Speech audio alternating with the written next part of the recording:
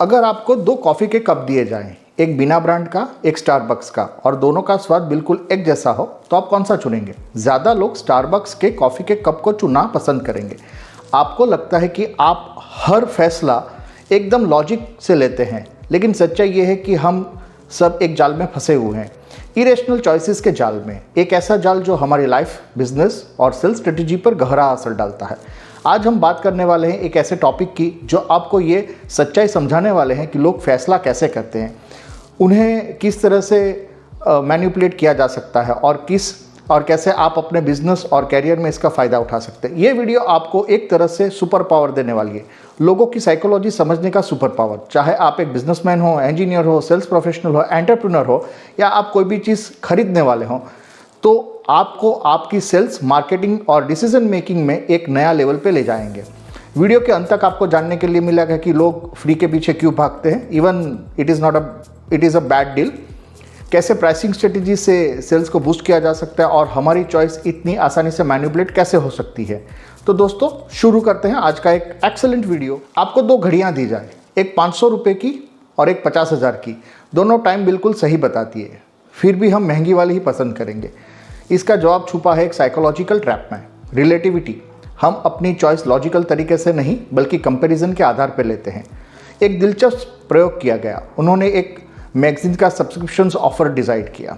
Online subscription 5,000 रुपये में, print subscription 10,000 रुपये में, ऑनलाइन और प्रिंट का दोनों का सब्सक्रिप्शन मिला के 10,000 रुपये में। जब सिर्फ दो ऑप्शन दिए गए, 5,000 और 2,000, तो ज़्यादातर लोगों ने सस्ता वाला चुना। लेकिन जब कॉम्बो ऑफर जुड़ गया तो लोगों ने महंगा वाला चुन लिया। मतलब जब एक बेकार ऑप्शन ऐड किया गया तो लोगों को महंगा ऑप्शन एक बेहतरीन डील लगने लगा। आपको अपने बिजनेस या सेल्स में ये ट्रिक कैसे लगानी चाहिए? जब भी आप किसी प्रोडक्ट को प्राइसिंग स्ट्रेटेजी के साथ लिंक करते हैं तो एक डिकोय ऑप्शन रखना चाहिए। ऐसा ऑप्शन जो ज़्यादा वैल्यूएबल लगे लेकिन उसकी असली वैल्यू कम हो। लोग हमेशा कंपैरिजन के आधार पर डिसीजन लेते हैं, इसलिए अपने प्रोडक्ट का कंपैरिजन किसी ऐसे प्रोडक्ट से करें जो आपके प्रोडक्ट से सुपीरियर दिखाए। एप्पल आईफोन्स को देखें। अब एक नए मॉडल की कीमत 1 लाख होती है तो 80,000 का पुराना मॉडल ज़्यादा अफोर्डेबल लगता है और लोग उसे खुशी खुशी खरीद लेते हैं। आप अपने प्रोडक्ट में ये स्ट्रेटेजी कैसे अप्लाई करेंगे? कमेंट में मुझे ज़रूर से बताइएगा। आपके पास दो विकल्प हैं, एक सामान्य चॉकलेट है 5 रुपये की और एक प्रीमियम स्विस चॉकलेट है 20 रुपये की। आप कौन सी चॉकलेट लेंगे? लेकिन अगर सामान्य चॉकलेट फ्री हो जाए तो ज़्यादा लोग 20 रुपये की प्रीमियम चॉकलेट लेने की बजाय फ्री वाली सस्ती चॉकलेट लेना पसंद करेंगे, इवन दो पहले वो 5 वाली लेना नहीं चाहते थे। एक रिसर्च में ऐसा बताया गया है कि चॉकलेट को जिस तरह से ऑफर की गई, जैसे मान लीजिए लिन का टफल चॉकलेट है, एक प्राइस पे मिल रहा है जो महंगी है, और हर्शीज की किस्मी चॉकलेट है जो सामान्य चॉकलेट है। ज़्यादा लोगों ने प्रीमियम चॉकलेट को पसंद किया, लेकिन जब कीमत बदल दी गई, अगर मैंने लिन का ट्रफल 14 रुपये में या 15 रुपये में या 100 रुपये में रख दिया और हर्शीज को मैंने फ्री कर दिया, तो लोग फ्री वाली चॉकलेट को हमेशा लेना चाहेंगे, चाहे वो कम गुणवत्ता की ही क्यों ना हो। हम फ्री को सिर्फ एक कीमत नहीं बल्कि एक भावनात्मक ट्रिगर समझते हैं। बिजनेस और मार्केटिंग में फ्री का उपयोग कैसे करें? अगर आप ये जानना चाहते हैं तो आप अपने प्रोडक्ट या सेवा की मांग बढ़ाना चाहते हैं तो फ्री का पावर इस्तेमाल करें। Free trails, free samples, free add ons का प्रयोग करें। फ्री सिर्फ एक तरीका है लोगों को आकर्षित करने का, लेकिन इसका असली ताकत तब होती है जब फ्री के बाद लोग आप प्रीमियम ऑफर लेने के लिए तैयार हो जाते हैं। नेटफ्लिक्स या अमेजॉन प्राइम देख लो या जियो देख लीजिए, पहले 1 महीने का इन्होंने फ्री ट्रायल दिया, फिर आदत लग जाती है और सब्सक्रिप्शंस लेना पड़ता है। गूगल का ईमेल भी आज फ्री है, अगर वो चार्जेबल करे तो शायद आप सब लोगों को ईमेल लेना पड़ेगा। कि आपने भी कुछ फ्री के चक्कर में बहुत सारी चीज़ खरीद ली है? ज़रूर से बताइए। अपने दोस्त के घर जाते हैं, उसकी माँ आपके लिए गर्मा गर्म चाय लाती है, आप चाय पीते हैं और 100 का नोट निकाल कर बोलते हैं, आंटी ये ले लीजिए चाय के पैसे। दोस्तों, ये कितना अजीब लगेगा। आंटी शायद बुरा मान जाएगी और आपके रिलेशन ख़राब हो जाएंगे। इसका कारण है सोशल नॉर्म्स और मार्केट नॉर्म्स। हम दो तरह के नियमों का पालन करते हैं, एक जो व्यापार और पैसे पे आधारित होता है और दूसरा जो रिश्ते और भावनाओं यानी इमोशंस के ऊपर आधारित होते हैं, जिसे हम सोशल नॉर्म्स कहते हैं। पहले को एक कार्य करने के लिए 500 रुपये दिए गए, दूसरे समूह को सिर्फ धन्यवाद कह दिया गया। जिसे पैसा मिला उसने काम किया लेकिन एक सीमा तक, लेकिन जिसे सिर्फ धन्यवाद मिला उसने ज़्यादा जोश और समर्पण दिखाया। जब हम सामाजिक रिश्तों को पैसे से बदलने लगे तो रिश्तों की गर्माहट खत्म हो जाएगी, वहाँ पे वो रिलेशनशिप नहीं रहेंगे। अगर आप अपनी टीम को सिर्फ सैलरी और इंसेंटिव से मोटिवेट करना चाहते हैं तो वो एक सीमा तक ही काम करेगी, लेकिन अगर आप उन्हें सम्मान, पहचान और अपनापन देंगे तो दिल से काम करेंगे। कस्टमर को सिर्फ पैसे मत समझाओ, उनके साथ रिश्ते बनाइए। जब कोई ब्रांड एक परिवार जैसा महसूस करने लगता है तभी लोग उसके लिए लॉयल हो जाता है। एप्पल और हार्ली डेविडसन जैसी बहुत सारी ब्रांड है जो सिर्फ ग्राहक को ग्राहक नहीं लेकिन उनकी एक कम्युनिटी के साथ जोड़ देते हैं और इसके लिए वो बहुत बड़ी ब्रांड बन। मान लीजिए आपको 2 कोल्ड ड्रिंक्स मिलती है, एक कोका कोला है और बिल्कुल एक ऐसे स्वाद की दूसरी अनजान ब्रांड है। आप कौन सा चुनेंगे? ज़्यादातर लोग कोका कोला को पसंद करेंगे, पर क्या आपको पता है कि ये सिर्फ स्वाद की वजह से नहीं बल्कि एक्सपेक्टेशंस की वजह से होता है। हम किसी चीज़ का अनुभव सिर्फ उसकी असलियत से नहीं बल्कि उस अपनी उम्मीदों से भी बनते हैं। एक बियर एक्सपेरिमेंट किया गया, एक ग्रुप को सामान्य बियर दी गई, दूसरे ग्रुप को वही बियर, लेकिन बताया गया कि इसमें स्पेशल इंग्रेडिएंट्स है। असलियत उसमें बस थोड़ा सा विनेगर मिलाया गया था। जिन्होंने विनेगर के बारे में पहले नहीं बताया गया उन्होंने स्वाद को एंजॉय किया, जिन्होंने पहले बता दिया गया कि इसमें विनेगर है उनको ये स्वाद खराब लगा। हम जो सोचते हैं वही हमारा अनुभव को आकार देते हैं। अगर आप चाहते हैं कि लोग आपके प्रोडक्ट या सर्विस को प्रीमियम माने तो उनकी उम्मीदों पे काम करें। आपकी ब्रांडिंग और प्रेजेंटेशंस बहुत मजबूत होने चाहिए। कस्टमर का जो परसेप्शन से हकीकत से ज़्यादा शक्तिशाली होता है। अगर आप किसी प्रोडक्ट को स्पेशल दिखाना चाहते हैं तो उसकी स्टोरी टेलिंग और पोजिशनिंग को मजबूत बनाएं। एप्पल के प्रोडक्ट्स न सिर्फ पावरफुल होते हैं बल्कि प्रीमियम फील भी देते हैं क्योंकि उनकी पैकेजिंग, ब्रांडिंग और मार्केटिंग कस्टमर की उम्मीद को ऊंचा कर देती है, उसके एक्सपेक्टेशंस को और बढ़ावा देती है। क्या आपने कभी किसी प्रोडक्ट के बारे में पहले सोचकर उसे बेहतरीन या ख़राब महसूस किया है? कमेंट में मुझे ज़रूर से बताइएगा। क्या आपने कभी सोचा है कि जब हम गुस्से, एक्साइटमेंट या स्ट्रेस में होते हैं तो हम गलत डिसीज़न ले लेते हैं? मान लीजिए एक दिन सिर्फ आप एक शर्ट लेने जाते हैं लेकिन वहाँ सेल देखकर आपको 3 एक्स्ट्रा शर्ट्स लेने का या जैकेट खरीदने का मन हो जाता है। इम्पल्सिव डिसीज़न आप वैसे नहीं लेने वाले थे लेकिन अब ले लेंगे। जब हम स्ट्रॉन्ग इमोशंस, गुस्सा, खुशी या तनाव में होते हैं तो हमारा लॉजिकल थिंकिंग कम हो जाता है और हम तुरंत इंस्टेंट ग्रेटिफिकेशंस वाले निर्णय लेते हैं। एक चौंकाने वाला एक्सपेरिमेंट किया गया। पार्टिसिपेंट्स को नॉर्मल स्ट्रेस और हाईली इमोशनल स्टेट्स में टेस्ट लेने के लिए मजबूर किया गया। जब लोग शांत थे तो उन्होंने लॉजिकल और सुरक्षित ऑप्शंस चुने। जब लोग एक्साइटमेंट में या इमोशनल स्टेट में थे तो उन्होंने इम्पल्सिव और रिस्की फैसले शुरू कर दिए थे। जब हम भावनाओं के प्रभाव में होते हैं तो हम ऐसे निर्णय लेते हैं जिनका हमें बाद में पछतावा होता है। इम्पल्स डिसीजन हमेशा जोखिम भरे होते हैं, चाहे वो पर्सनल लाइफ हो या बिजनेस। अगर आप किसी बड़े निर्णय, इन्वेस्टमेंट, हायरिंग या कोई शॉपिंग करने का काम कर रहे हैं तो पहले अपने इमोशनल को कंट्रोल करें। निर्णय लेने से पहले एक बार सोचें और सोचने का एक नियम बना लें। रिटेल और ई-कॉमर्स कंपनियां इस साइकोलॉजिकल वीकनेस का फ़ायदा उठाती हैं। Flash sales, only 2 products are left, limited time offer आपको इम्पल्सिव निर्णय लेने पे मजबूर कर देते हैं। अमेज़ॉन, फ्लिपकार्ट, मिंत्रा और ऐसी बहुत सारी वेबसाइट फ्लैश सेल्स दिखा रही हैं। जब लिमिटेड स्टॉक लिखा होता है तो हम तुरंत खरीद लेते हैं बिना असली ज़रूरत के। क्या आपने भी इम्पल्स बाइंग या इम्पल्सिव डिसीजन का पछतावा किया है? कमेंट में मुझे ज़रूर से बताइएगा कि आपका अनुभव क्या रहा। आपने कभी सोचा है हम जिम की मेंबरशिप लेते हैं पर पहले ही दिन नहीं जाते हैं, या फिर किसी ज़रूरी काम को कल के लिए छोड़ देते हैं और फिर वो कल कभी आता ही नहीं है? यह सिर्फ आपके साथ नहीं होता है बल्कि हर एक इंसान के साथ डिफ़ॉल्ट सेटिंग हो जाती है और इसे प्रोक्रास्टिनेशंस कहते हैं।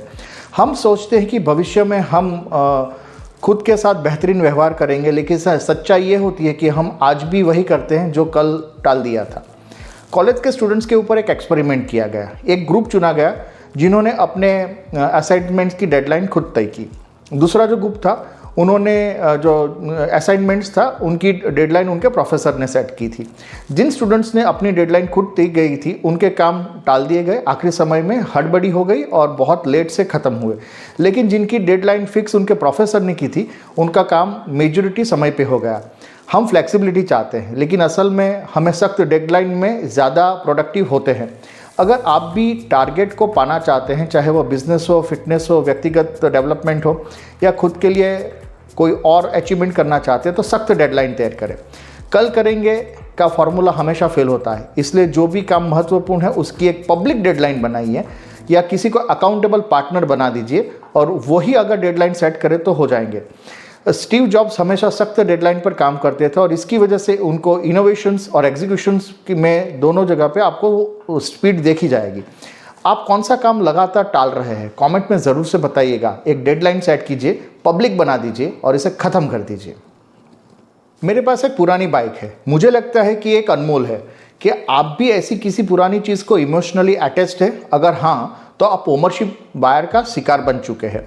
हम किसी भी चीज़ को सिर्फ इसी वजह से ज़्यादा मूल्यवान समझते हैं क्योंकि वो हमारी खुद की है। मैंने एक क्रिकेट टिकट का एक्सपेरिमेंट किया। जिनके पास मैच के टिकट्स थे उन्होंने उनकी बिक्री की कीमत 5,000 बताई, जिसके पास वो टिकट्स नहीं थे उन्होंने खरीदने की कीमत 2,000 बताई। ऐसा ही मेरे पास एक बाइक है जो मुझे लगता है कि 80,000 में जाएगा, लेकिन मार्केट प्राइस शायद 20,000 25,000 ही है। जिनके पास टिकट थी उन्होंने उसकी कीमत ज़्यादा समझी, लेकिन जिनके पास नहीं थी उन्हें वो टिकट इतनी महत्वपूर्ण नहीं। ओनरशिप की वजह से किसी भी चीज़ की कीमत को आर्टिफिशियली बढ़ा देते हैं। यदि आप किसी चीज़ को बेच रहे हैं तो आपको समझना होगा कि ग्राहक ओनरशिप बायस में अटकता हो सकता है। निगोशिएशन के समय पे यह बायस आपको फेवर में या खिलाफ काम कर सकता है। अगर आप अपनी किसी पुरानी चीज़ को इमोशनली अटैच हैं, चाहे वो एक पुराना बिजनेस मॉडल हो या आउटडेटेड प्रोडक्ट, तो सोचिए यहाँ पे वास्तव में क्या वैल्यूएशंस बनेगी। ओनरशिप बायस की वजह से आप उसे छोड़ नहीं पाएंगे। कंपनियां एक्सचेंज ऑफर इसलिए देती हैं क्योंकि ग्राहक अपनी पुरानी चीज़ों से इमोशनली अटैच होते हैं। कार एक्सचेंज प्रोग्राम या ओल्ड फोन बायबैक ऑफर्स इसी सिद्धांत पर काम करते हैं। क्या आपने कभी पुरानी चीज़ को बेचने में दिक्कत महसूस की है क्योंकि वह आपकी थी? कमेंट में ज़रूर से बताइएगा। मान लीजिए आपको सिर दर्द है और आपके पास 2 दवाइयाँ हैं। एक दवाई 10 रुपये की है और एक दवाई 100 रुपये की है। आप कौन सी दवाई ज़्यादा इफ़ेक्टिव लगेगी? अगर आपने 100 रुपये वाली चुनी तो हो सकता है आप प्राइस बायस का शिकार हो चुके हैं। हम अक्सर ये मानते हैं कि महंगी प्रोडक्ट ज़्यादा बेहतरीन होता है, भले ही असल में दोनों एक जैसी क्यों ना हो। एक पेन किलर एक्सपेरिमेंट किया गया। मैंने एक्सपेरिमेंट किया जिसमें लोगों को 2 अलग अलग पेन किलर दिए गए। 100 रुपये का एक पेन किलर था और एक दूसरा पेन किलर था 10 रुपये का। जिन लोगों को महंगा पेन किलर दिया गया उनको कहा गया कि ये दर्द जल्दी और बेहतरीन कम हो जाएगा, लेकिन असली ट्विस्ट यह था कि दोनों दवाइयाँ सिर्फ प्लेसिबो थी और सेम क्वालिटी की थी। महंगी कीमत सिर्फ एक साइकोलॉजिकल ट्रिक है जो हमारे एक्सपेक्टेशंस और एक्सपीरियंस को आपको अलग से बताती है। अगर आप एक बिजनेसमैन हैं तो सिर्फ प्रोडक्ट क्वालिटी नहीं बल्कि प्राइसिंग स्ट्रेटजी भी बहुत ज़रूरी है। लोग सस्ता नहीं, वैल्यू देखते हैं। ज़रूरी नहीं है हर महंगी चीज़ बेहतर हो।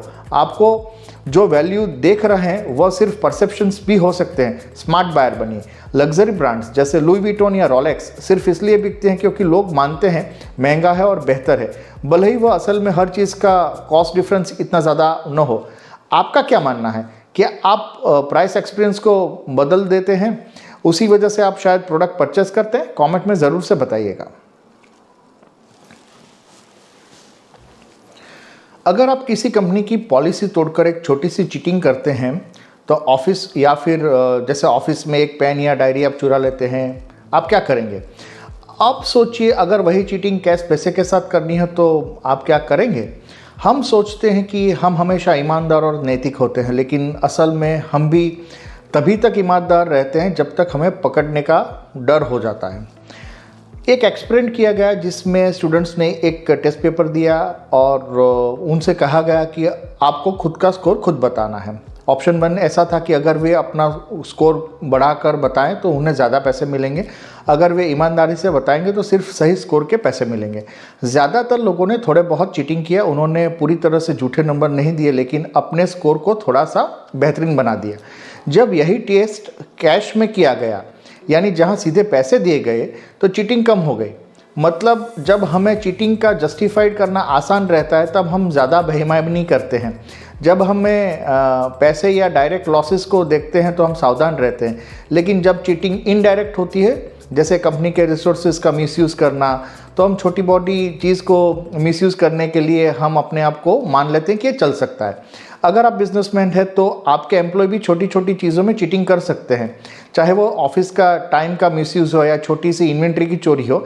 इसके लिए स्ट्रॉन्ग सिस्टम और एथिक्स बनाइएगा। अगर आपको लगता है कि छोटी डिसऑनेस्टी कोई बड़ी बात नहीं है तो सोचिए, यही डिसऑनेस्टी धीरे धीरे बढ़ती जाएगी और एक दिन ऐसा कल्चर बन जाएगा जिसको आप झुठला नहीं पाएंगे। कॉर्पोरेट फ्रॉड्स जैसे एनरॉन ले लीजिए, सत्यम का डाउनफॉल ले लीजिए, ये सारे जो कांड हुए हैं वो डिसऑनेस्ट प्रैक्टिस से ही शुरू हुए थे, जो बाद में मैसिव फाइनेंशियल स्कैम में तब्दील हो गए। आपका क्या मानना है, इंसान तब तक ईमानदार रहता है जब तक उसे पकड़े जाने का डर रहता है? क्या ये सोच आपकी भी है और आप इसे कितना मानते हैं? मुझे ज़रूर से बताइए।